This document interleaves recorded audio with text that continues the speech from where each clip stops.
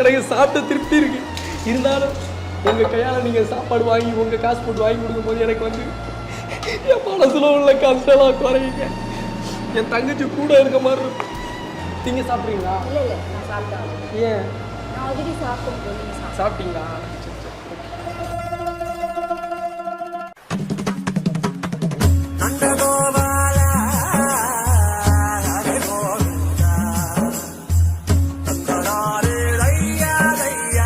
தம்பி தம்பி சொல்லணா வா. ஒரு 65 ஒன்று எடுத்துரும். எவ்வளோ? 65 250 ரூபா. பரவாயில்ல எடுத்துரும். அக்கா அக்கா என் உயிர். சிக்கன் 65 எவ்வளோ இது? 250 ரூபா. 250 ரூபா.